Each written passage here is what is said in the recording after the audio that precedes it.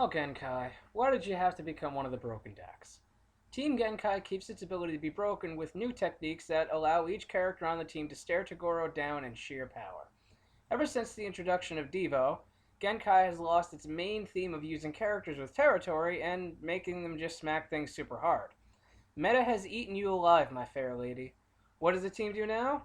It breaks things. Mostly the game and the way it's played in some faces, but I don't know more, but I don't think Genkai really cares. Pros? Even more and more speed than before. Tying with the flash and speed of doing things, actually. Team Genkai gains so many new cards that it honestly can draw the ones that it doesn't need and just search the ones it does. With the introduction of its art card, it also gains the ability to play cards to gain spirit and search cards, and just, well, honestly, explaining it wouldn't really do it justice so much as showing you. Hint, hint.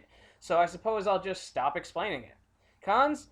Well, there is none really. With the introduction to set 4, we see that each broken team gets more stuff to ensure brokitude, and new teams get the whole broken theme and run with it. So Genkai only has one real con anymore, and that's other decks that are broken decks. So since those decks have the same problem, it's not really a con. It's just how the game is now. Teams that I'll have a hard time against? Well, I'd laugh, but I'm not really good at fake laughing, so I just go find a laugh track and insert that here. Teams that I'll have an easy time against? Well, everyone but broken teams, but then again, the game is just plain even at most when you do. As for the deck, we're given one new character who makes it easier to just throw down techniques that cost stuff and play them no problem. Also, with the introduction of Billionaire Wages, you don't really have the issue of not drawing, since if the opponent doesn't kill you in a shot, you will draw 3 cards and get what you need easily. Let's not forget the new techniques that replace the ones who had tons of power. Now, with 2 new ones who have power at about 20 to 30,000, you pretty much can slap down anyone, even Koenma and Rikuyakai. Even if it's in 2 hits, which I doubt with speed like yours it'll be much of a problem against anyone like Rikuyakai, and with Koenma, well, the man can't hold you down, bro, so fear not. You'll whoop some heinies and do it no problem.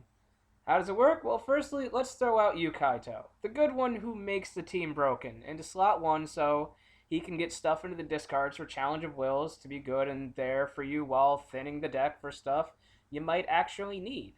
Then we'll throw Yukina into slot 2 for when you draw those extra cards to allow you to just have techniques for her ready and able to be played. Genkai can go into third because she does nothing for the team except for be a solid character in slot 3. And 4 will be Murota for obvious purposes, such as seeing your opponent's hand. And lastly, that final Yukaito, just in case you need a 5th character, but you won't. I just feel he's still fun to use for now. Should you use it? Yes. If you want a deck that wins, you want this or any other deck that just wins. If you want a deck that can allow you to have a decent longer game, then no.